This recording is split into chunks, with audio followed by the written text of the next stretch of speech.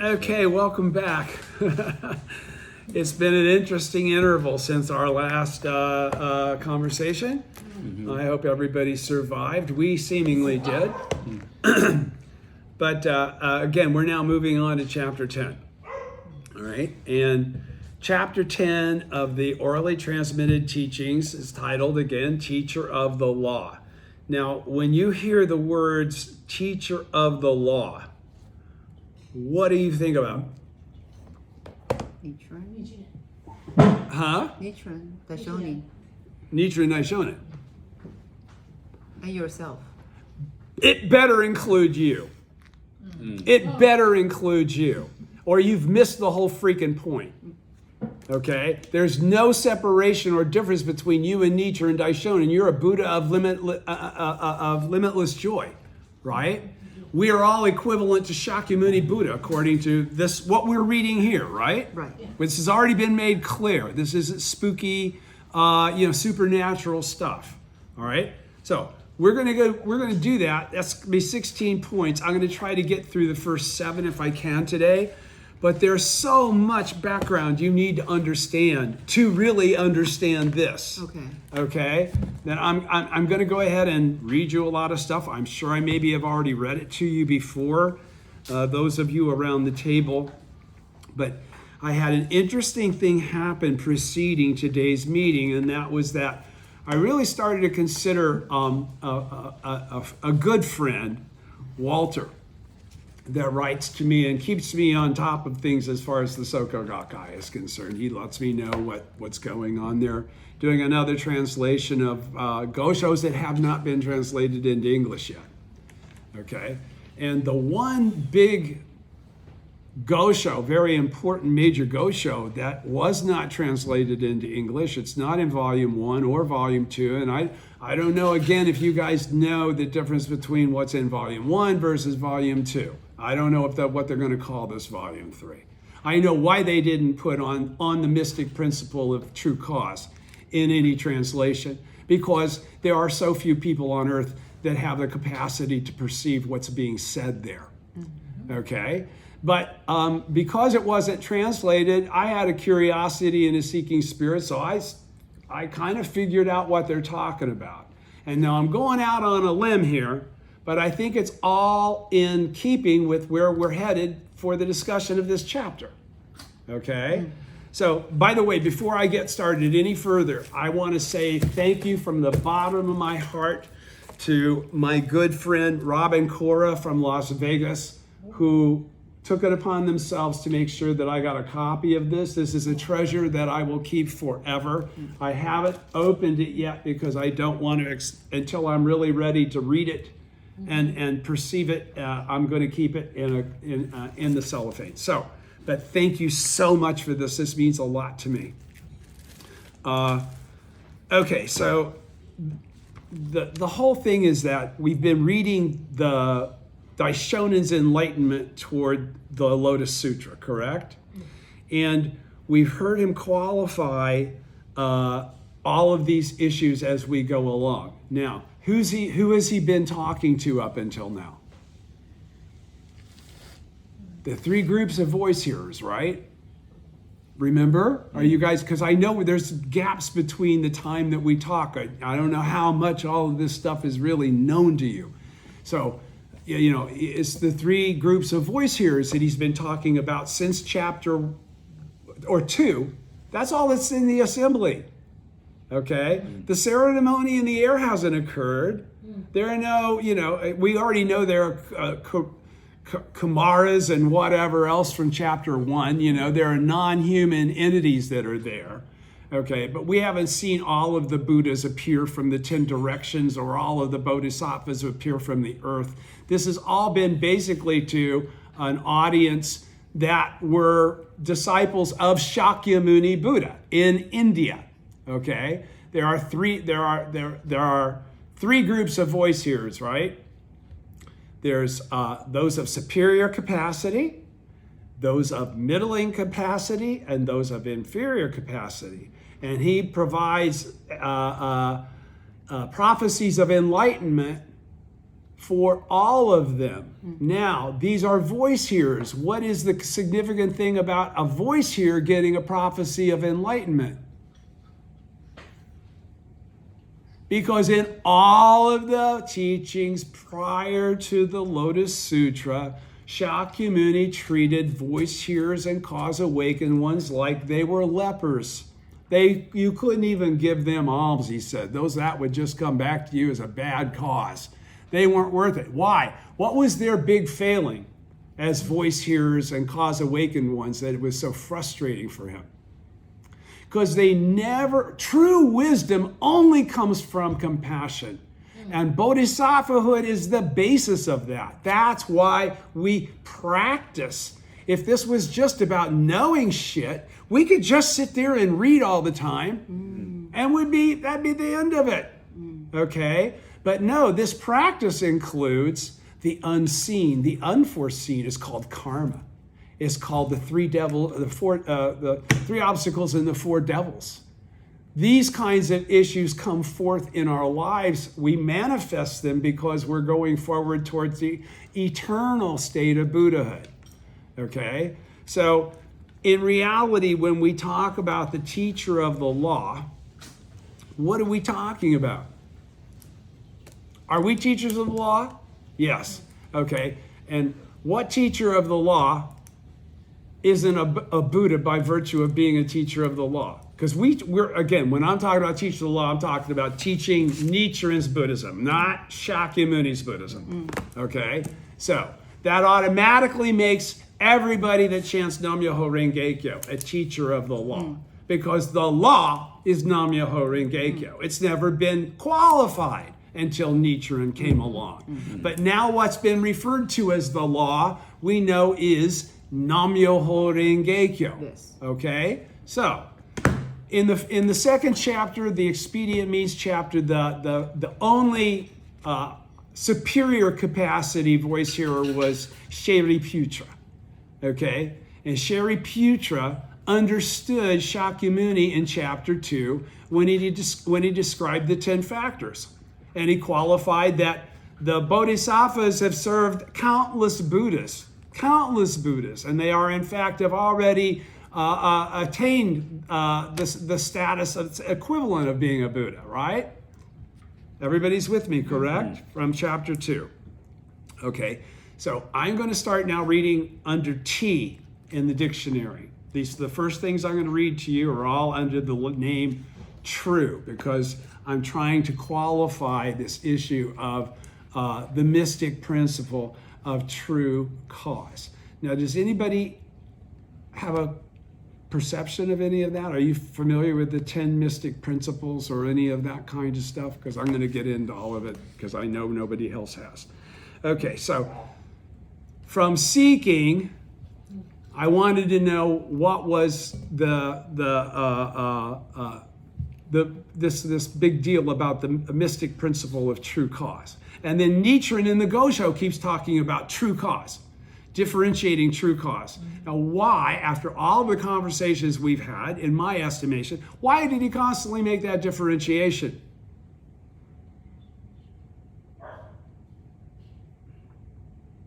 Because there's a difference between his disciples and Shakyamuni's disciples, no matter who they were. They're from two different ages. Okay? And the correct teaching for the age is the teaching that Nichiren introduced of chanting Nam-myoho Renge-kyo. Right. Okay? So, the true aspect of all phenomena is, which we know to be what? Huh? What's the true aspect of all phenomena? Yes, of course, the basic building block of all things, okay? The manifestation of the original state, okay? Okay, so I'm going to reread true aspect of all phenomena, okay? And then I'll go into other truths. I'm going to skip the part of true Buddha that doesn't pertain to us and go to the part that pertain to us. And I'll get all the way over to true cause, okay? So, from the dictionary, page 761, at the bottom, true aspect of all phenomena. the ultimate truth or reality that permeates all phenomena and is in no way separate from them. A principle expressed in the expedient means second chapter of the Lotus Sutra. When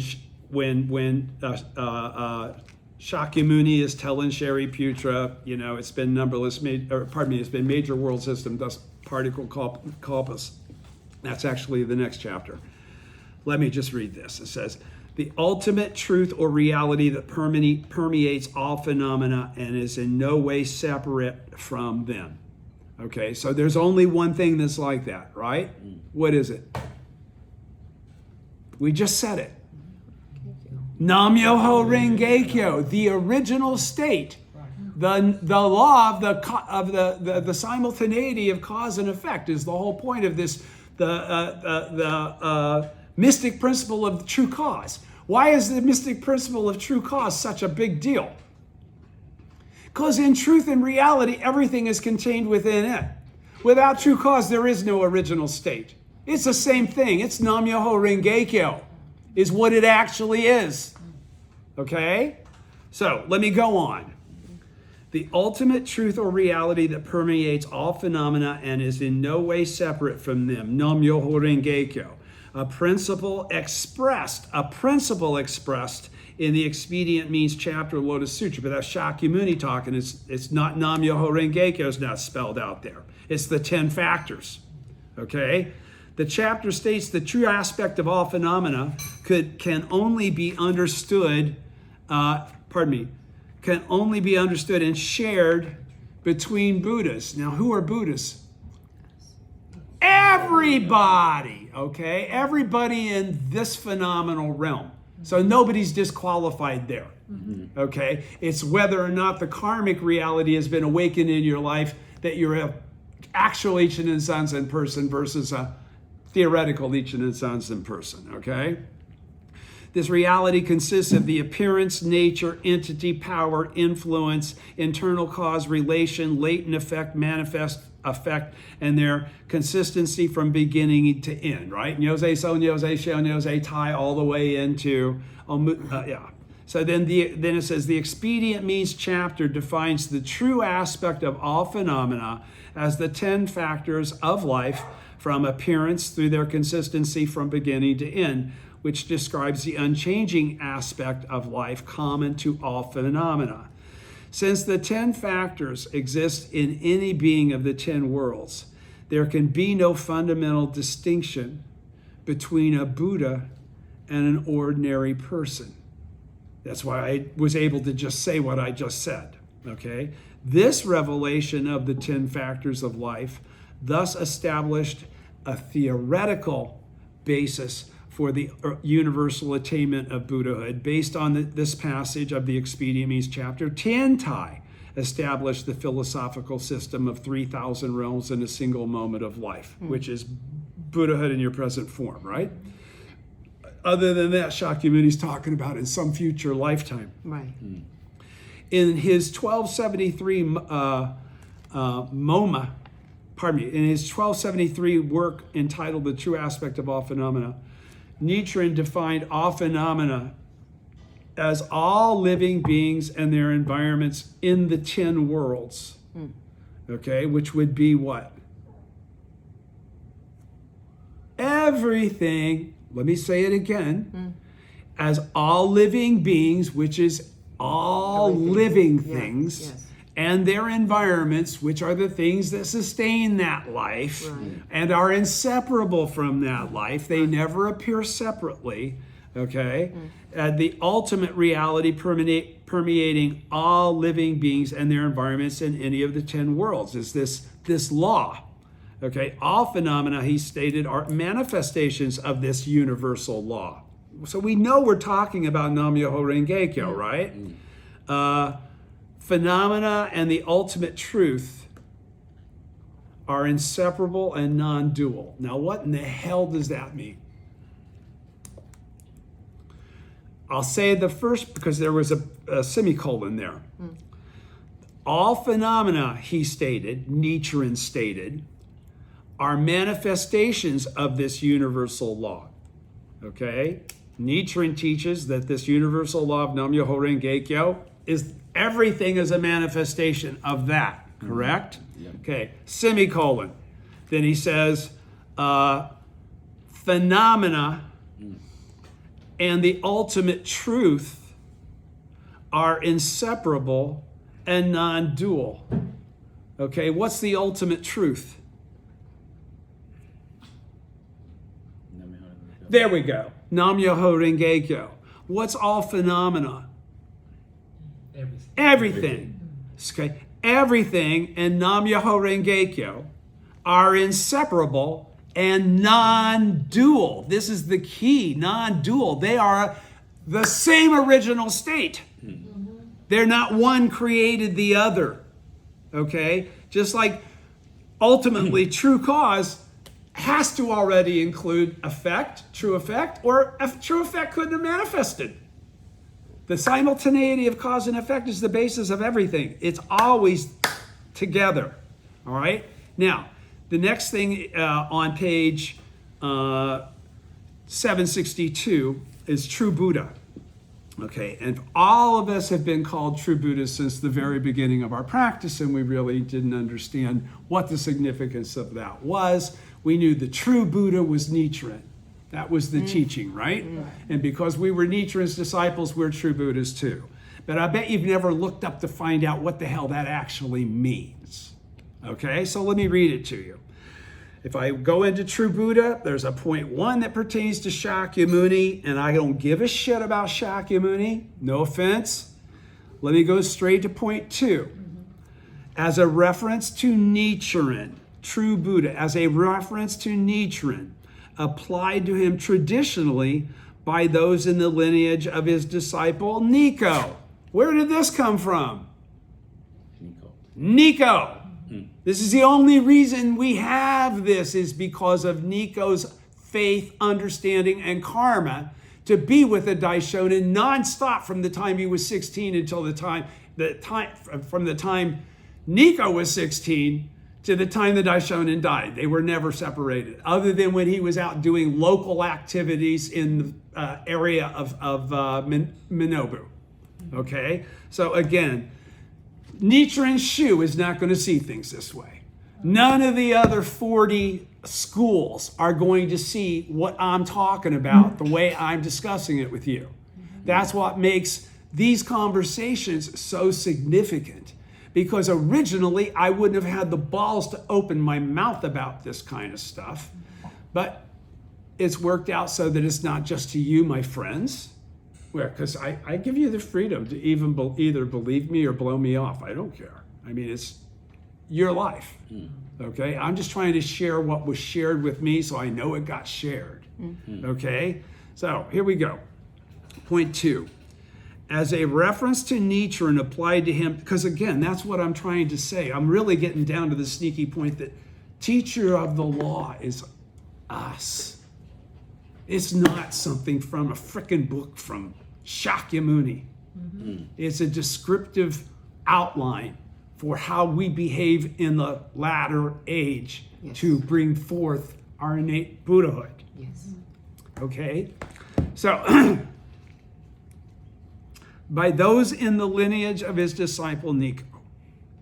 In the profound meaning of the Lotus Sutra, Tentai refers to the true cause and the true effect as the first 2 of the 10 mystic principles of the essential teaching of the Lotus Sutra, based on the revelation of Shakyamuni's original attainment of enlightenment in the remote past, which he discusses in chapter 16 as numberless major world system dust particle kalpas is what we call it, right?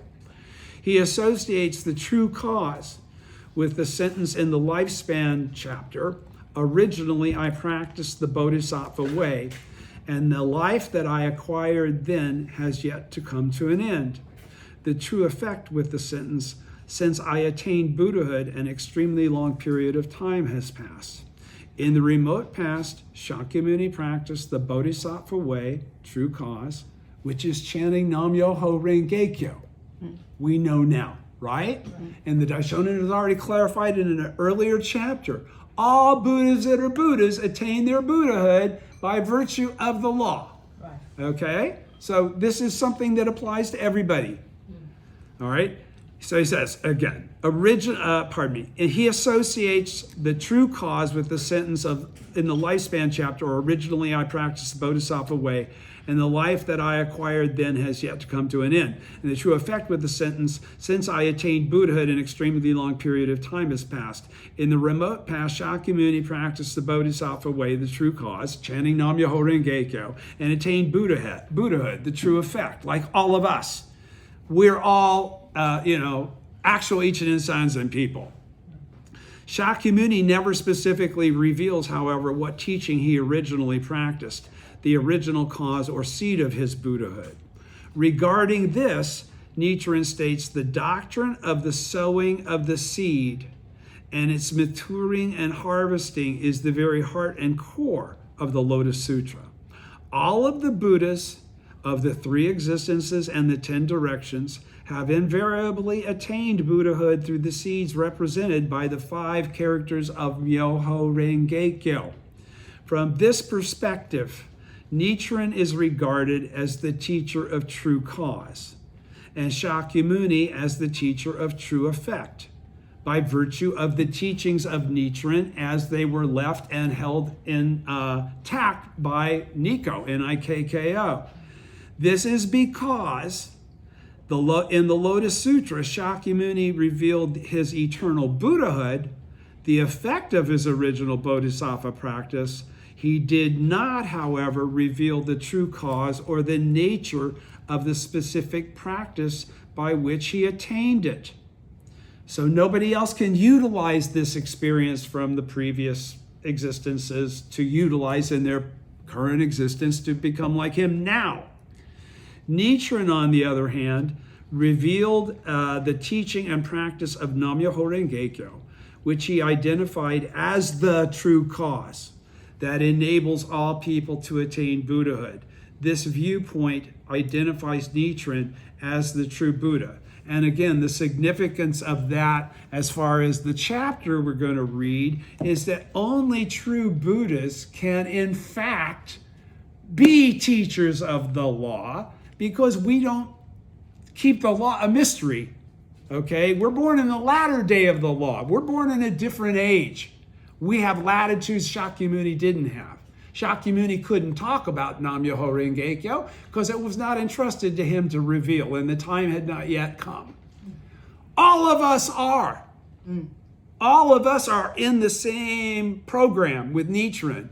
And the anticipation is he's predicting in advance that we're going to make our advent and read this stuff and respond to it the way I know I have. Yes. I know there are bodhisattvas of the earth. Bodhisattvas of the earth read this and they go, oh shit, this is the real deal. Okay? And there's no doubt in their mind. And they're ready to teach others because they're fearless. There's no doubt in their mind. Yes. And the universe reinforces it by answering their prayers. Yes. Now, this is the key. Many people practice in order to have their prayers answered, to get what they chant for. It's a two-way street, baby. You can attain fortune by just chanting like a beggar, okay, and get benefit. Or you can be the Buddha, and you don't need to worry about benefit. It manifests naturally. And everything you experience, you understand, is a product, with faith, is a process of that manifestation occurring. It's going to change. It's going to turn. I'm going to be showing actual proof one more time. I'm going to be gaining wisdom one more time by going through this shit for the sake, karmically, for the sake of others. I've deliberately created this appropriate karma in order to be who I am as a teacher. Okay? So all the things I find difficult, uncomfortable, or why do I end up in this situation are all circumstances that were required for me to be able to execute my mission, my promise. Okay? Now it's up to me to do that. Yeah. Okay? He says then, from this viewpoint, identifies Nichiren as the true Buddha. We would have to, if it's Nam Myoho Renge Kyo. He goes on. Nichiren explains the passage of the Lotus Sutra cited above. It has been immeasurable, boundless, hundreds, thousands, 10,000s, millions of nayutas of kalpas since I in fact attained Buddhahood. Now, a kalpa is a very long time, and nayutas are even longer. Okay? So he's saying here, since I in fact Buddha, in the record of the orally transmitted teachings, he says, I, which of course we're going to read, he says, I in fact is explaining the Shak, but not until chapter 16. Okay, because that's when Nam-myoho Renge-kyo is revealed in the depths. Right. Okay, so, but in chapter 16 of the OTT, the Daishonin says that this phrase from Shakyamuni saying it's been, it has been immeasurable, boundless, hundreds, thousands, 10,000s, millions of nayutas of kalpas since I in fact attained Buddhahood. It wasn't under the Bodhi tree 30 some years ago or whatever. The Daishonin qualifies that single sentence qualifies the universal Buddhahood of all people. He says, I, in fact, is explaining that Shakyamuni, in fact, attained Buddhahood in the inconceivably remote past, as I'm telling you, you have. That's why you're bodhisattvas of the earth. That's why you're teachers of the law. You have to have already attained Buddhahood. Okay? The second chapter in expedient means, what did I read to you from the Gongyo book? Since I attained Buddha. Yeah, that with these, you got to understand, these bodhisattvas, man, they've served buku Buddhas. Okay? All right, you're already qualified. You don't have to go through further qualification. You have to have the ichinen to bring forth what's already there. And the confidence that that's really exists, because it's the teaching that tells you that it's there. Not your common mortal mind. Your Buddha mind. The mind king. The mind king. I love that from the last chapter. The mind king is everything. It's the original seed of the original state that exists within you as an entity forever, from beginning to end. Nam-myoho Renge-kyo is the mind king. Yes, the original state is within all of us. Always. Okay.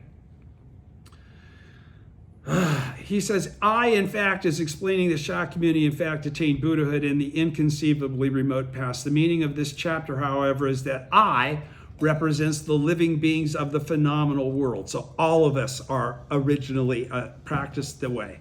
I here refers to each and every being in the 10 worlds. No exceptions for evil people, women, whatever. Okay? In fact, establishes that I is a Buddha, in fact, eternally endowed with the 3 bodies. Okay? You've just revealed that you're eternally endowed with the 3 bodies by manifesting your Buddhahood. That's what validates they're there. You can't have the 10th world if you don't have the 10th world.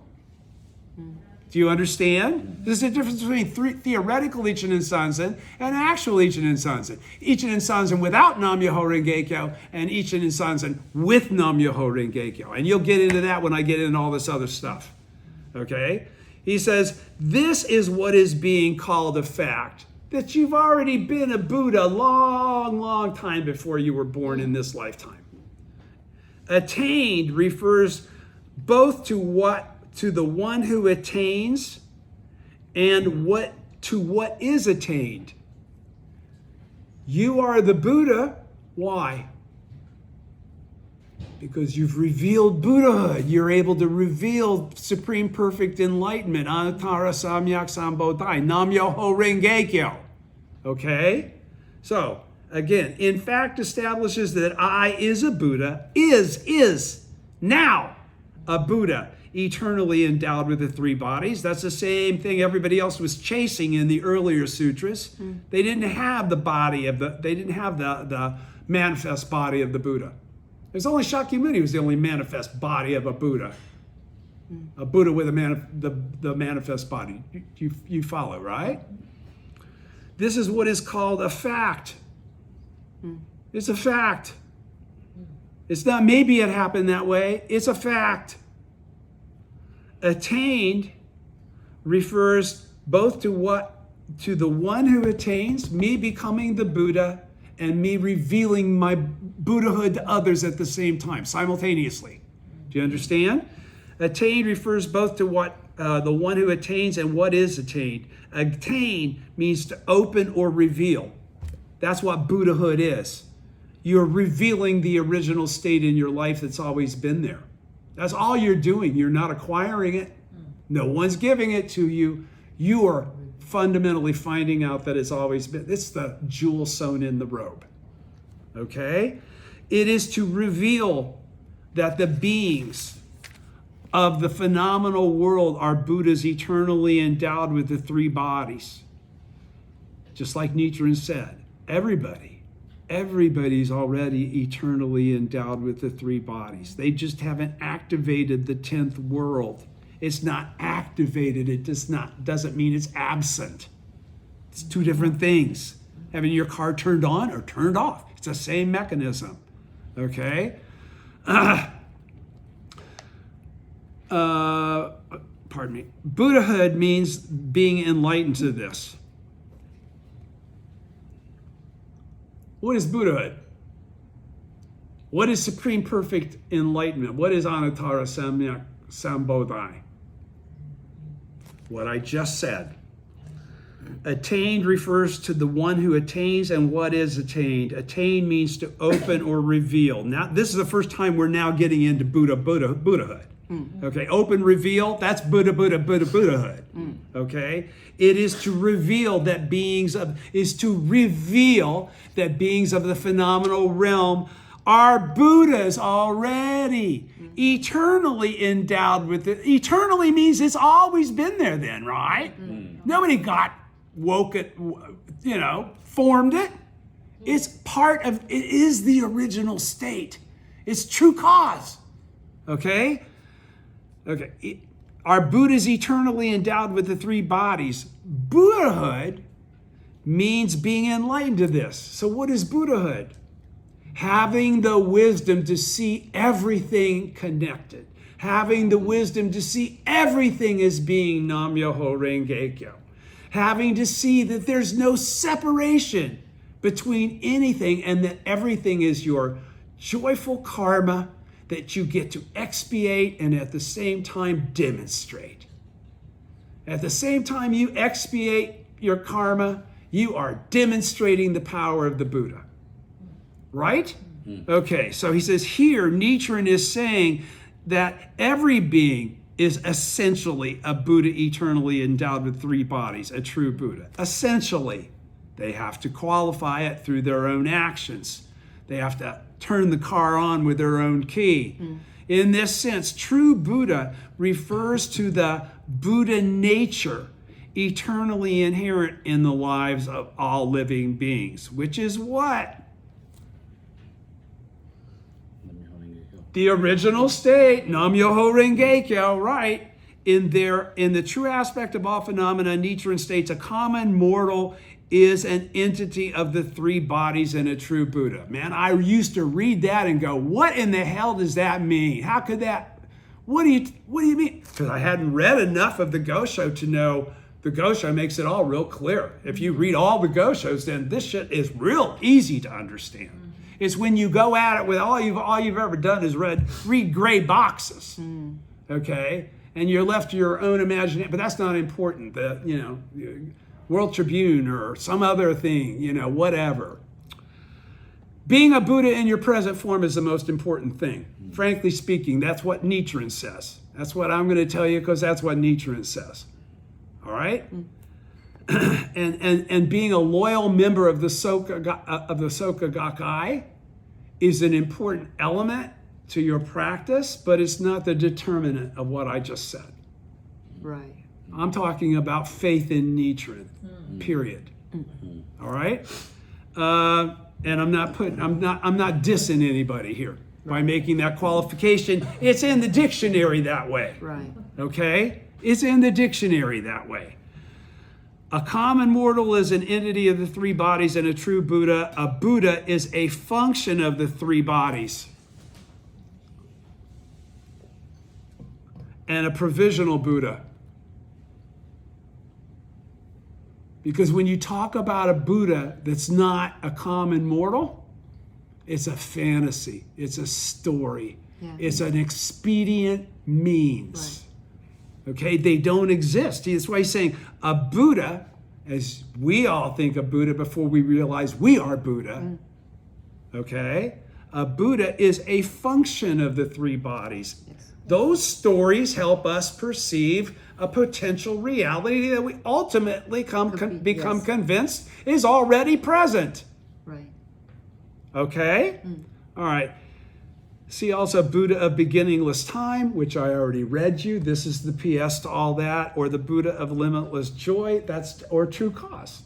Okay? That they're all the same thing. All right? Now, true cause. Okay? I'll get off my soapbox. Also, the mystic principle of true cause. So whenever we say true cause, we're shortening what it's actually called. So that you know, it's not called true cause. It's the mystic principle of true cause, okay? This was, one of the 10 mystic principles of the essential teaching, latter half of the Lotus Sutra, formulated by Tiantai. So this only pertains to the essential teaching of the Lotus Sutra, not the theoretical teaching. So now when he gets into theoretical and essential, don't have trouble making the discernment that essential is now Nam-myoho Renge-kyo. Everything that was the most has now become secondary to the most. We've gone through all this week by week by week by week. This is very understandable.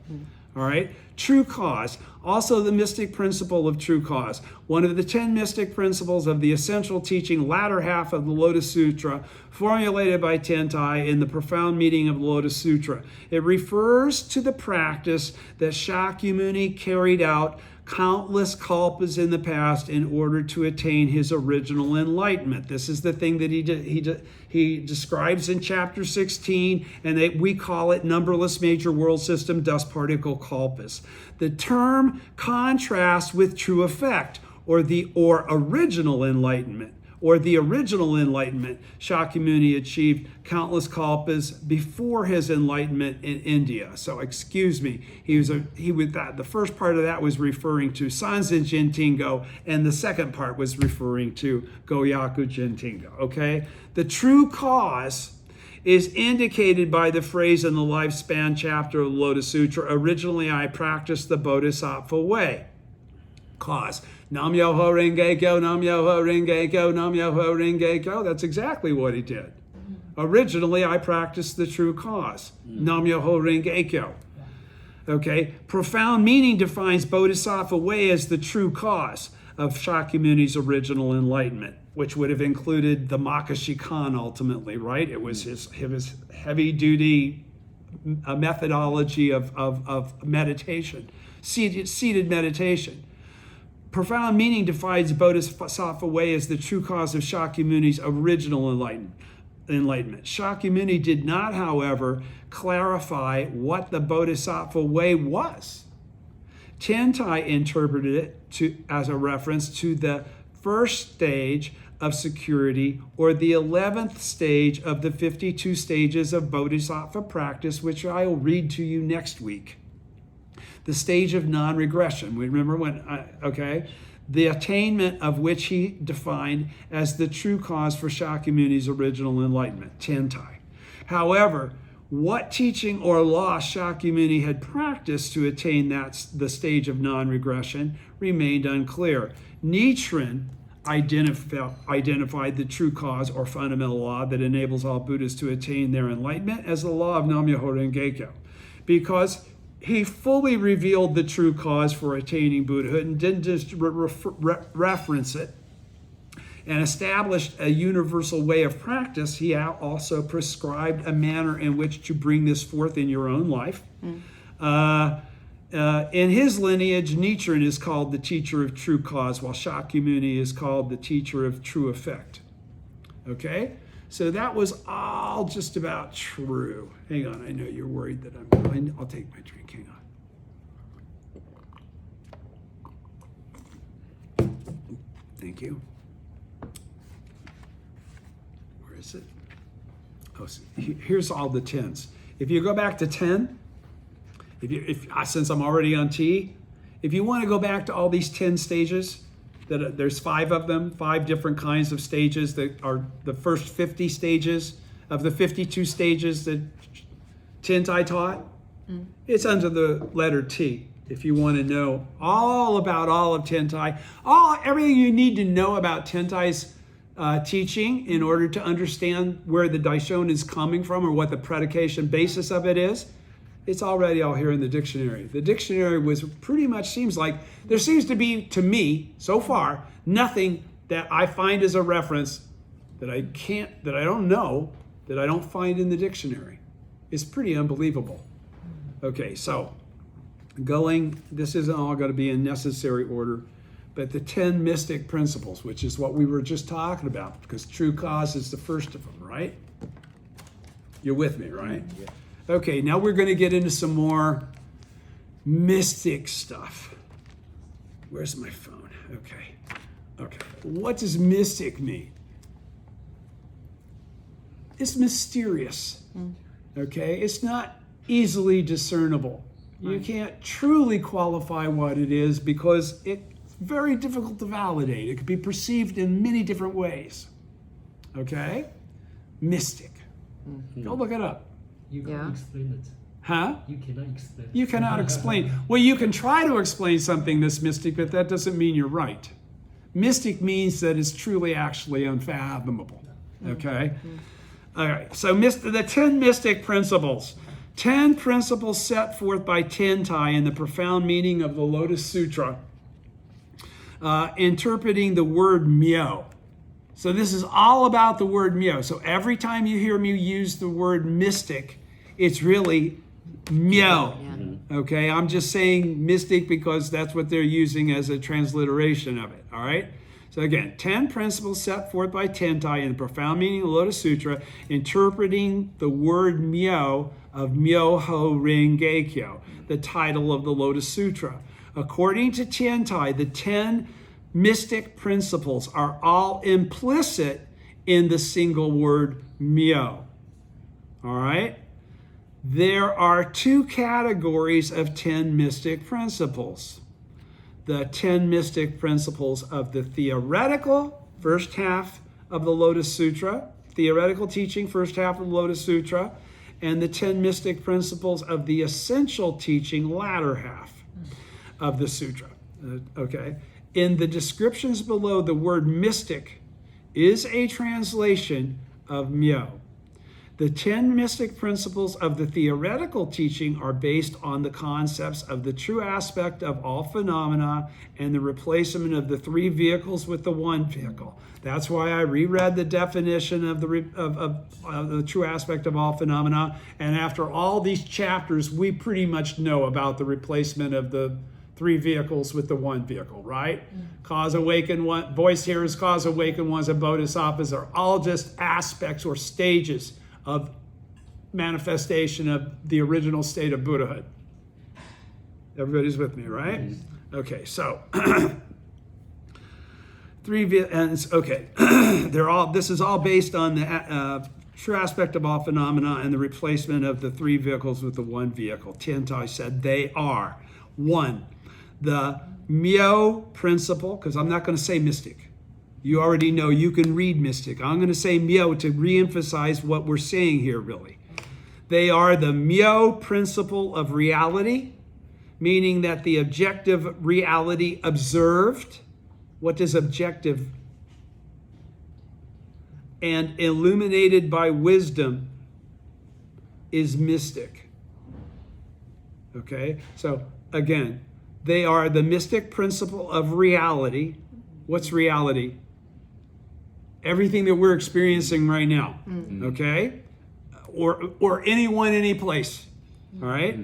Meaning that the objective reality observed and illuminated by wisdom is mystic, because there's so many different ways to see reality, right? There's not a living being that's not surrounded by reality, right? Do they see it as an extension of the law? No. To be able to perceive it as an extension of a principle that is the prime point is mystic. Right. Okay? Why the people that can? And then there are others that you could, Right. I could explain. No, they would never, they'd never understand what you're talking about. Yes. Okay? All right. Is mystic. 2, Yes. the mystic principle of wisdom. That the wisdom with which one understands this reality is mystic. Okay? Because that's all based on your karma, who you knew, who taught you, what Yes. was translated, all kinds of different things. My God. That's mystic again, always changeable. It's Yes. mystic. It's not a set in stone circumstance for each person cookie cutter. No. All right?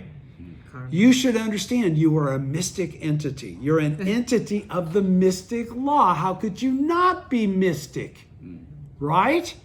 Okay, so 3, the principle of practice. The practice based on mystic wisdom is mystic. The fact that we know to chant Nam Myoho Renge Kyo, the fact that we know to do Gongyo, the fact that we know to revere the Daishonin as the original teacher.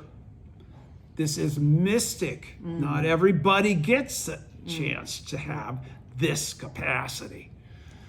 Why you? That's the mystic. Okay? 4, the mystic principle of stages, which are attained through practice. What does that mean? What is that talking about? What does Nietzsche? I've quoted this to you innumerable times from the 16th chapter. The 6 stages. The first one is being a Buddha in theory. That's what he's talking about. The second one is hearing, naming, and the words of the truth. The third one is progressive awakening. The fourth one is looks like you're close to enlightenment, resembling enlightenment. The fifth one is the awakening of the truth to share with others, which allows you Buddha wisdom. And then when one at last realizes that one is a Buddha, then one is a Buddha. That's exactly what it says. That's what he's talking about. 4, the mystic principle of stages. Those stages are all the growth processes each individual will need to do it in a single lifetime. Yes. Okay? Everybody's clear on that? Yes. Okay. That the stages that leading to enlightenment. Okay, so it would be the first 5 stages, and then the 6 stages that you've realized it, right? Leading to enlightenment are mystic. 5, the mystic principle of the 3 elements, the objective reality of the objective reality or truth, subjective wisdom, and the behavior arising from their fusion. These 2 are mystic. Okay, so what is that?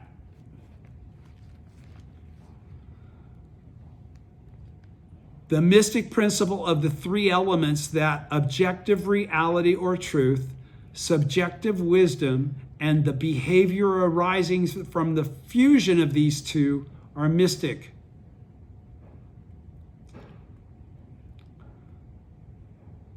What's the objective reality or truth? Whatever you're seeing and knowing, right? What's subjective wisdom? Whatever you are able to perceive from that, correct? And the behavior arising from the fusion of these 2, that's your karma. That's the Dharma body is the Dharma body is really the Dharma realm, right? This is really your reward body and your manifest body. Okay?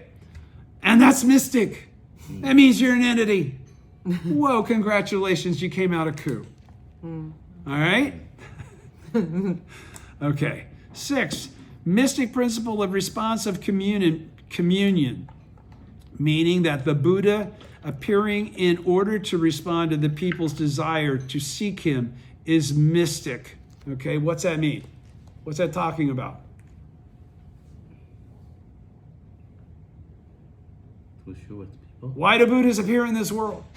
To help. Why do all Buddhas appear in this world? To to make everyone equal to themselves, okay? But if there's not a if those are all ichanticus, good luck. So the fact that people that are ready to receive the teaching and teachers appear at the same time in order to make a connection to allow this continuum of causality, that's mystic. Okay, that the teacher and the disciple are able to be drawn together to be able to benefit from one another. Totally karma. This is all karma. Okay, in order to our mystic 7, the mystic principle of transcendental power, that the supernatural powers that the Buddha uses to reveal the truth are mystic. You guys have supernatural powers. It's up to you to manifest them. If you don't believe they're there, they won't manifest. The mystic principle of preaching. This is to tell you that they are there. Yes. That's the reason this is here. Open Is up. to tell you whether you can believe it or not. It's there. They're there. All right? 8, the mystic principle of preaching, that the Buddha's preaching what is verbally inexpressible is mystic. That this unfathomable thing from the realm, the region of the unfathomable, is able to be expressed. We're able to do shakabuku. We're able to propagate the law that cannot be perceived by common mortals prior to them having even opened the door. You know what I'm saying, right? Okay.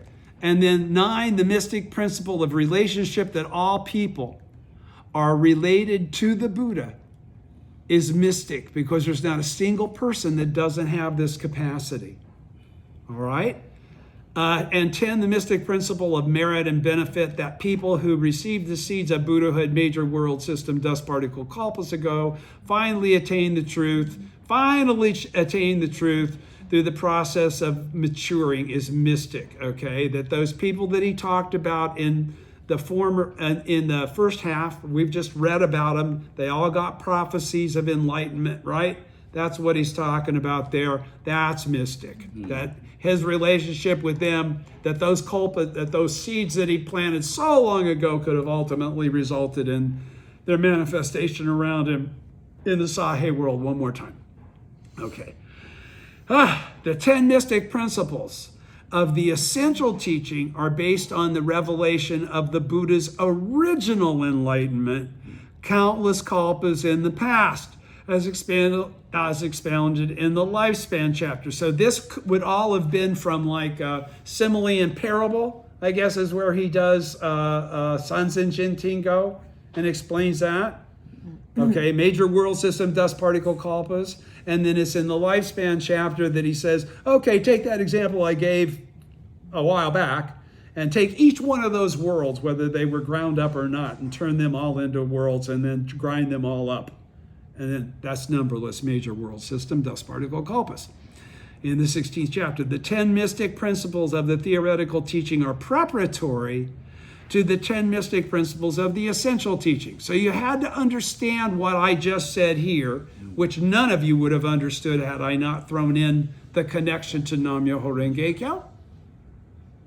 Maybe you would have, maybe you wouldn't have. But again, you got to understand the first ones before you can understand the second ones properly, correctly. All right? So, because they're based on one another. All right. All right, let me start. The 10 mystic principles of the essential teaching are based on the revelation of the Buddha's original enlightenment, countless kalpas in the past, as expounded in the lifespan 16th chapter. The 10 mystic principles of the theoretical teaching are preparatory to the 10 mystic principles of the essential teaching. Because the Buddha who revealed his original enlightenment in the remote past is called the true Buddha, each of the mystic principles of the essential teaching are modified by the word true. They are the mystic principles of true cause. We're now into Nam-myoho Renge Kyo. We are now into the Buddhism of sowing. This is all the predication of Buddhism of sowing, and the Buddhism of harvest is based on the first 10. Okay? Because the second 10, you had to be a Buddha to be able to understand. Right? How could you be a Buddha if there was no means to be a Buddha? Do you have Nam-myoho Renge-kyo at that time? No. Can you manifest Buddhahood in your present form? Theoretically. Theoretically. That's the Makashikan. That's the point that Daishonin is making, and that's why now he's going to go back through all this again and now call true and qualify each one a little more definitively. Am I boring you guys with all this stuff? Trust me, it'll be worth your while someday to know this. All right? Because the Buddha who revealed, the 10 mystic principles of the theoretical teaching are preparatory to the 10 mystic principles of the essential teaching. Now think about what he's talking about there. Because the Buddha who revealed his original enlightenment in the remote past is called the true Buddha, each of the mystic principles of the essential teaching is modified by the word true. They are the mystic principles of true cause, meaning that the practices of the true Buddha are mystic. That includes me. That includes you. You're all true. We're all true Buddhas, right? All disciples of Nichiren. We're all true Buddhas.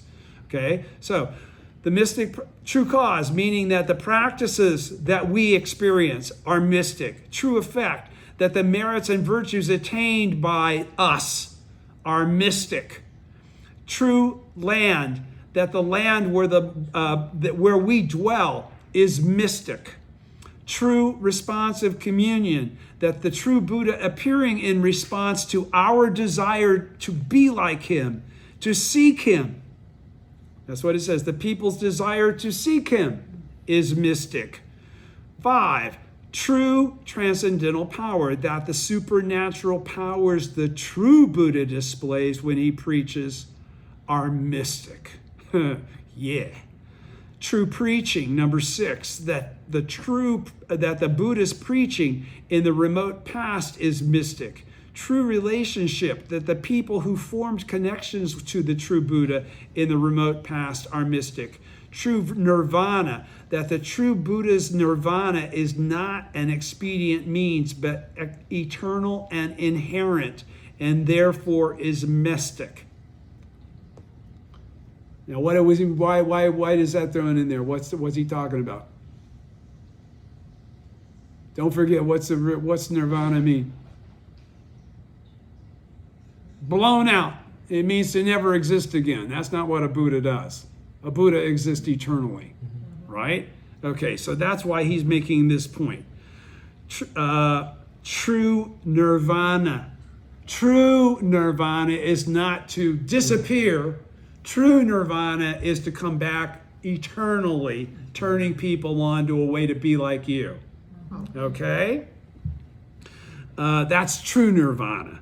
And then he says true lifespan, meaning that though the true Buddha's lifespan is eternal, he repeatedly being reborn as an ordinary mortal with a lifespan he desires is mystic. And 10, everybody's with me there, right?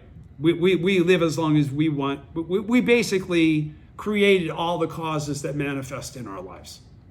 So in essence, we created the timing for our advent, for the timing of our death, for everything.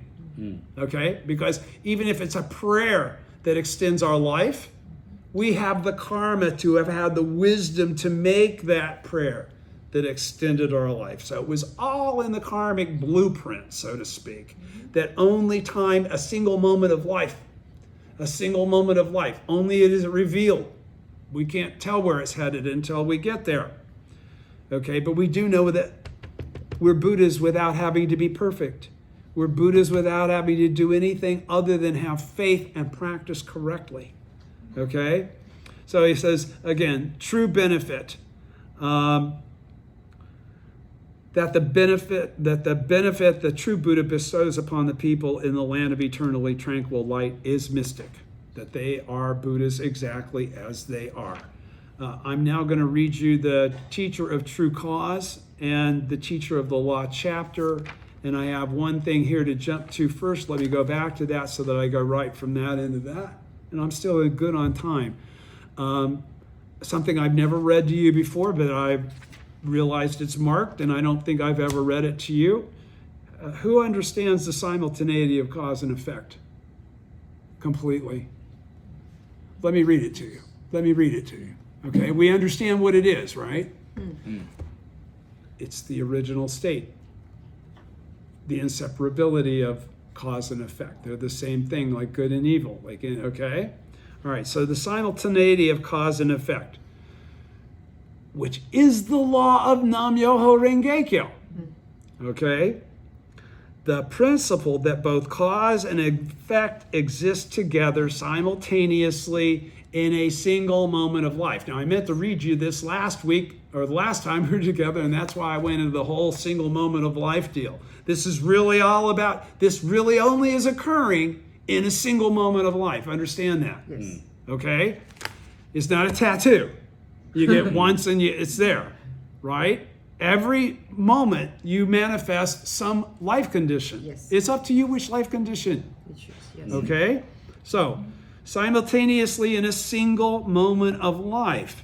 It contrasts with the concept of non-simultaneity of cause and effect, or cause and effect as they appear in the phenomenal world, where there inevitably seems to be a time gap between an action and its result. From the viewpoint that all phenomena exist in a single moment of life, there is no time gap between cause and effect. In other words, cause and effect are simultaneous. True cause. That's the true cause understanding of, not cause as cause and then we're going to wait for an effect. True cause is everything combined. Okay, so secondly, cause, 9 worlds, the effect, Buddhahood, simultaneously exist in one's life. Okay, in this sense, the simultaneity of cause and effect is revealed in the mutual possession of the 10 worlds. That's why we can become Buddhas, is because of the simultaneity of cause and effect. Okay? Is the mutual possession of the 10 worlds and the 3,000 realms in a single moment of life, which would mean that, again, we activated our Buddha nature. That's why it's actual Ichinen Sanzen. Nichiren's work in the entity of the mystic law, which I told you guys should watch that video if you haven't. And as soon as I put that on the last video, it started percolating like crazy. Everybody from whoever watched that video went back to read that, and also on prayer. Those two, gotta watch them. Nichiren's work, The Entity of the Mystic Law, discusses the simultaneity of cause and effect as an attribute of the mystic law.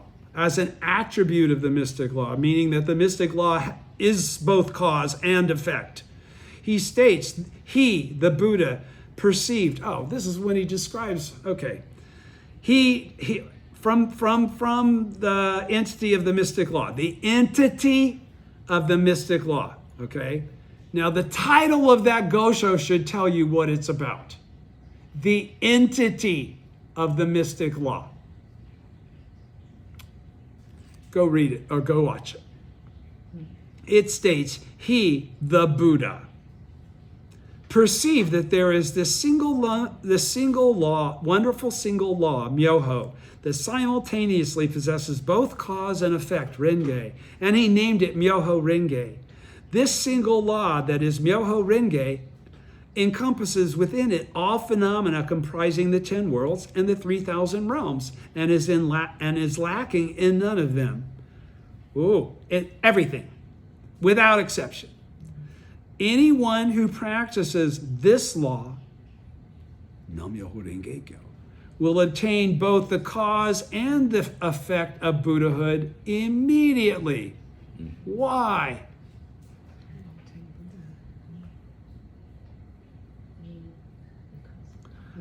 Let me read it again and listen to the words carefully.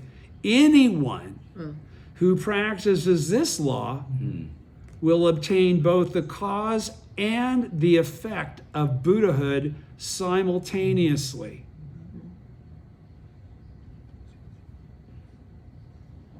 Why? How? What's the significance?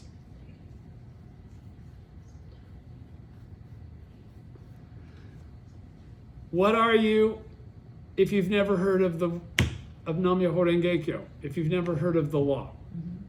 You're a Buddha in theory, Right. right? And then you hear the name and the words of the truth, which is in the latter day Nam Myoho Renge Kyo. Right. Okay, now I'll read it again. This single law is Myoho Renge Kyo, encompassing within it all the phenomena comprising the 10 worlds and the 3,000 realms, and is lacking in none of them. Anyone who practices this law will obtain both the cause and effect of Buddhahood simultaneously.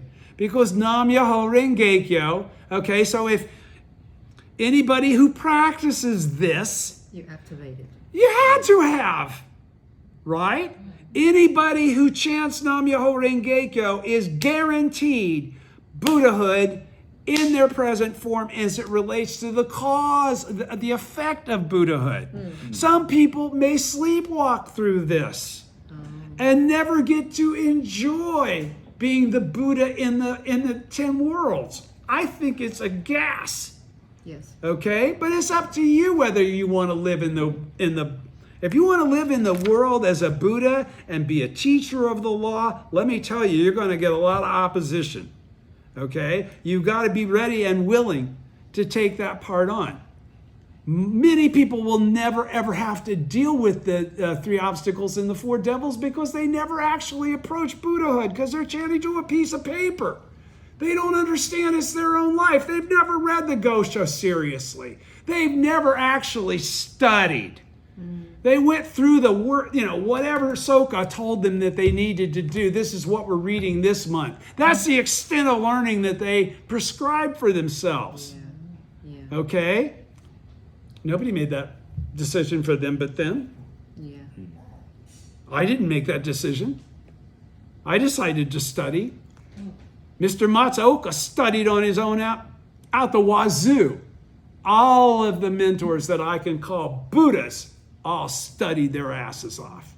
They knew their shit. Okay? You can't if you're just making it up as you go along. Oh yeah. Oh. Okay? So, Slender. again, if you chant Nam Myoho Renge Kyo, anyone who practices this law will obtain both the cause and effect of Buddhahood simultaneously. Because the law of Myoho Renge Kyo encompasses all phenomena comprising the 10 worlds, it simultaneously possesses both the cause, or the 9 worlds characterized by delusion, and the effect, the world of Buddhahood. To obtain both the cause and effect of Buddhahood simultaneously means that by practicing this law, one will obtain both the cause or practice for attaining Buddhahood and the effect of actualizing Buddhahood simultaneously within oneself, because it's a karmic reality.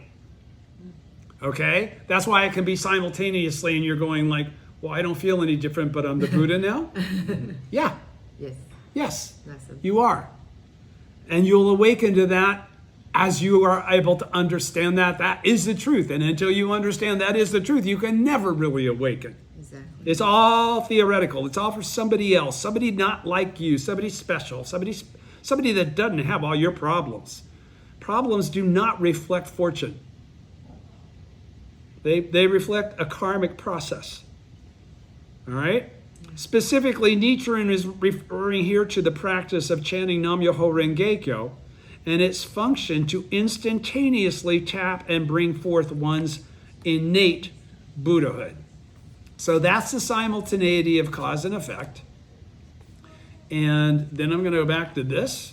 And this is the teacher of the law chapter and the teacher of true cause. Now I'm going to read the teacher of true cause first, because that's important for you to understand, because what's a teacher of the law in the latter day of the law? Say it. You know, I just said it a minute ago. What is it? What are you really a teacher of? Yeah, you're a teacher of Nam Myoho Renge Kyo, true cause. You're a teacher of true cause. Teacher of true cause is an actual thing. Okay? So what we are actually doing is fulfilling Buddhism by being who Nichiren perceived those things to be. Okay? All right, so teacher of the true cause. In Nichiren's teachings, the Buddha who expounds the fundamental law or true cause that enables all people to attain Buddhahood. In the lifespan 16th chapter of Lotus Sutra, Shakyamuni reveals the true effect, or the Buddhahood that he attained numberless major world system dust particle kalpas ago.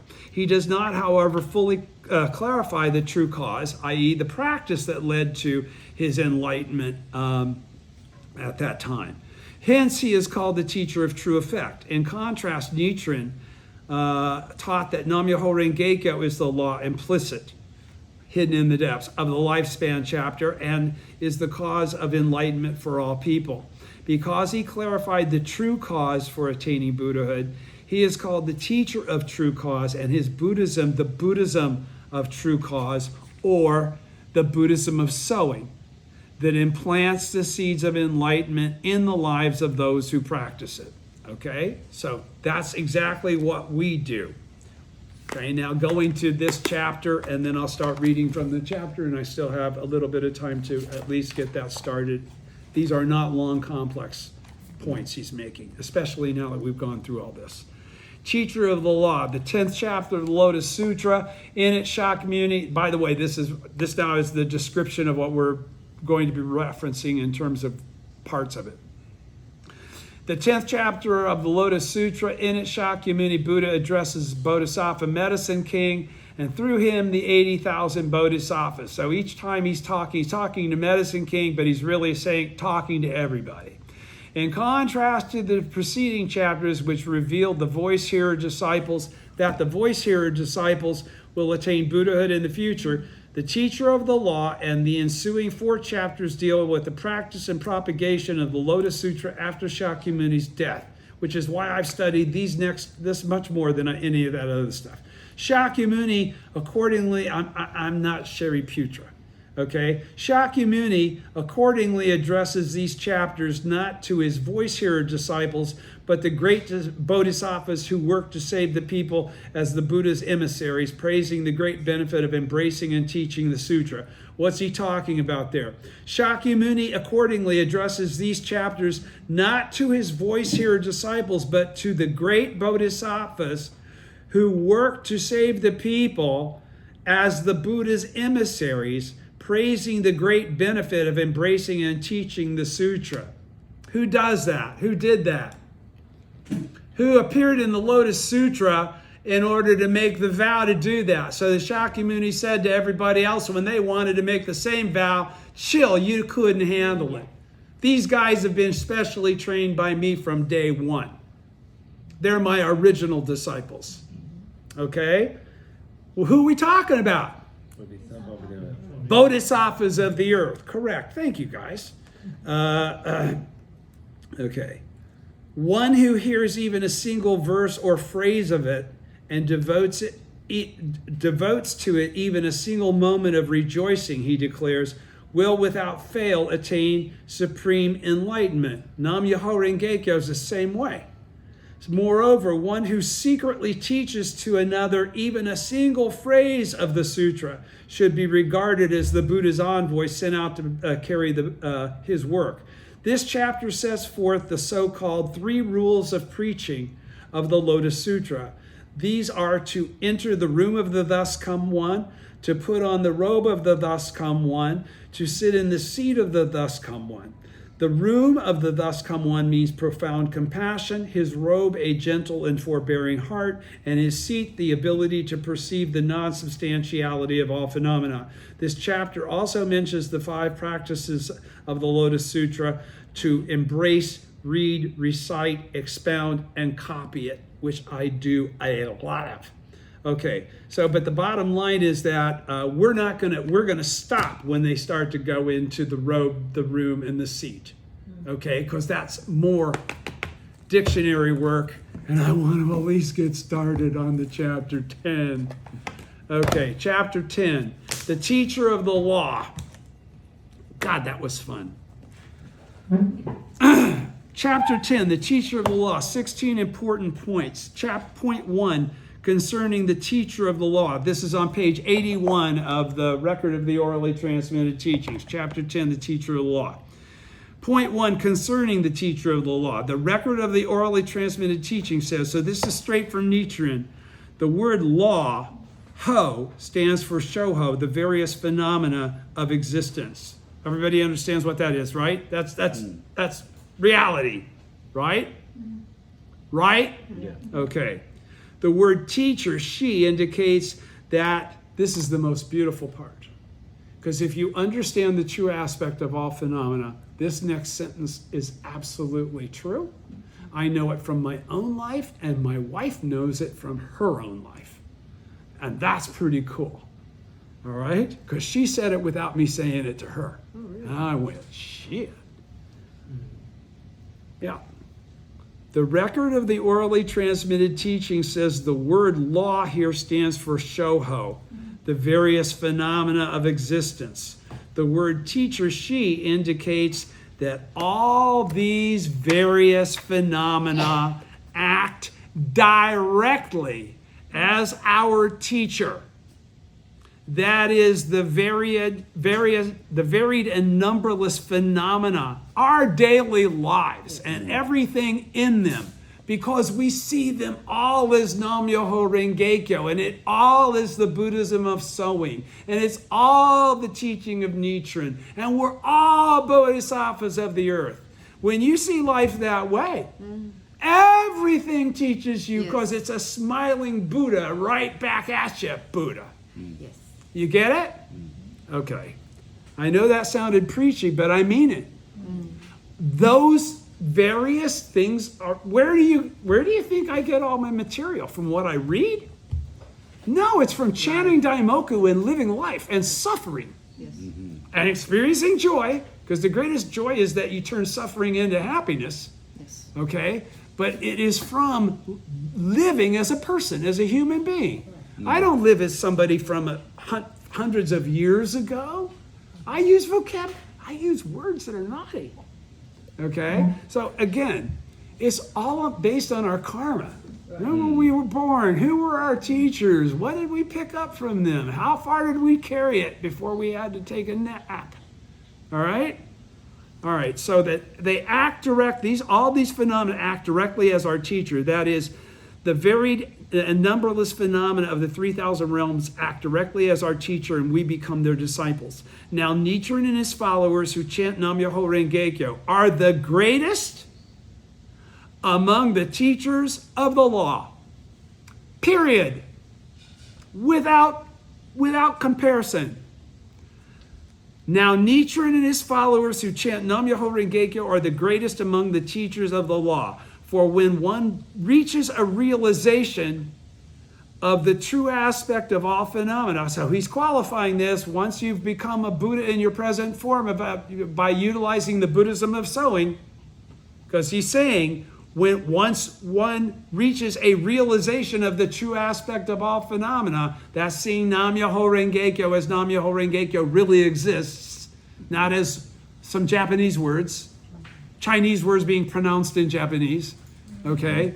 When you see it for what it is, okay, and you're living for who you are, okay, that's when this becomes. Then one will find that everything from the burning of the fierce fires of hell to the effect of attaining Buddhahood exists in one's life. That's what I was just talking about. All right, and that one is a teacher of the law concerning the principle of 3,000 realms in a single moment of life, because you've experienced the truth that you didn't really understand you were a Buddha, but now you do. And that's why you're telling somebody else something as outrageous as that, because you've experienced it yourself. That is how you perceive your life. I think you should perceive yours too. And I can show you the teaching that shows that that's the case. All right? Again, we may say that the word law in the title teacher of the law represents the Daimoku. We know that the law we're talking about is Nam-myoho Renge-kyo, and that the teacher represents Nichiren and his followers, which are the only ones that understand that law. Okay, because it's Nichiren's teaching that reveals it. Okay, I can continue. Point 2. On the persons who have fulfilled their great vow, because they pity living beings, they are born in this evil world so they may broadly expound this sutra. Remember when I read to you and he said, life and death, life and death, life and death, and I explained what that was? He was really talking about the fact that as Buddhas, we make our advent in the Sahe world, okay, and we experience the sufferings of the Sahe world, okay, like common mortals, but we're not really common mortals, okay? Our 10th world's turned on, already been. It's a karmic reality for us, okay?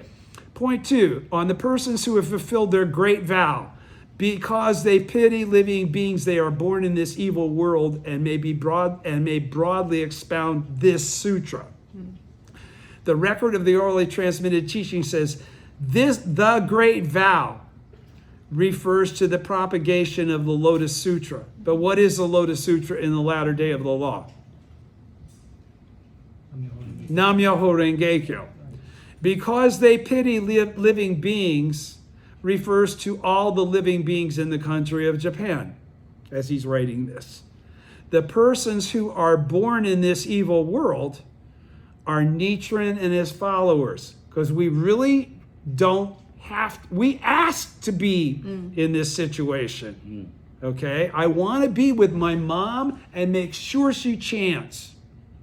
I want to be with my dad and make sure he knows about the law. Okay? And then they appear. They won't be the same each time. All right? The persons who are born in this evil world are Nichiren and his followers, because we do it voluntarily.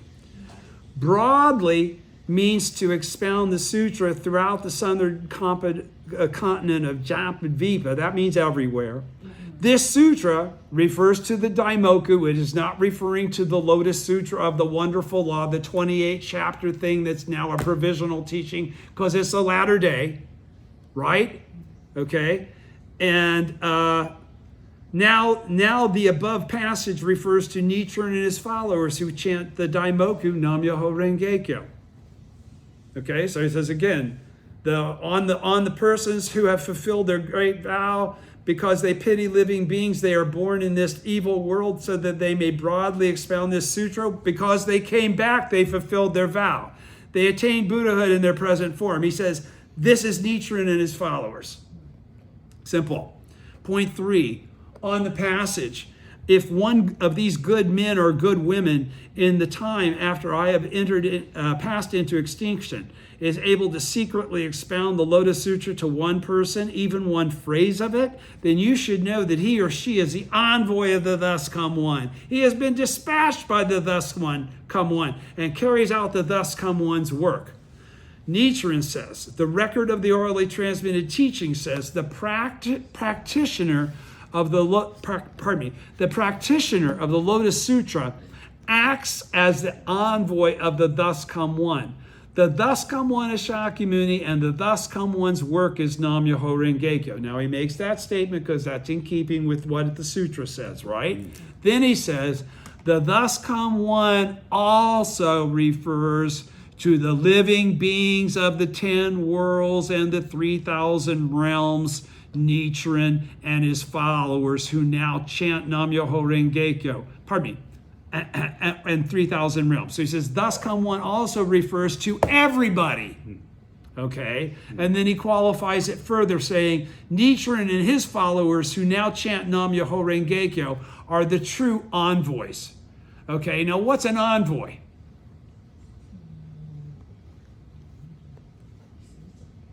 Person who conveys the correct message. Huh? Person who conveys the correct message Yeah, that has a correct message to be conveyed. An envoy is like a political envoy. So it's a carrier of a message, an important thing to know. Okay, and that's what. And then he says, who are the true envoys? Who have the true truth that people need to know? Nichiren and his followers. Okay, are the true envoys. I'm going to go ahead and do 4. Point 4 on the passage, Medicine King. You should know that the Thus Come One has, because there's 16 of these, and I hope to get to 7, okay? And I'm not going to get there. Point 4, on the passage, Medicine King, you should know that the Thus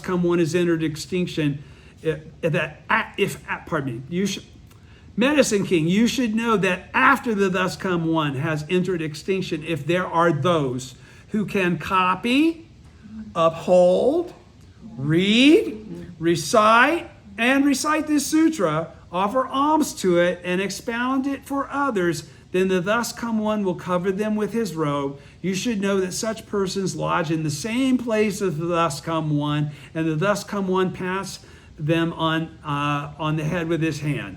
The record of the orally transmitted teaching says the votaries of the Lotus Sutra, men and women alike, okay, so that's all of us that chant Nam Myoho Renge Kyo, all of you at this table, are all thus come ones, period, in, full stop.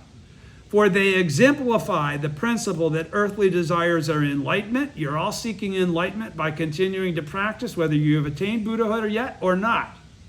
And you are all living a life that reveals that the sufferings of birth and death are nirvana, which is your mission and obligation, and the solution for all the suffering people to know. Okay? He says, now Nichiren and his followers who chant Nam Myoho Renge Kyo are persons who lodge in the same place as the thus come one, because they are thus come ones. Therefore, Futashi, who is a cool dude, I looked him up. You should look him up. Says in his commentary, morning after morning we rise up with the Buddha. Evening after evening we lie down with the Buddha. Moment by moment we attain the way. Moment by moment we reveal our true identity. We'll stop there at point 4. Okay? See you next week, guys. Thank you. Thank you.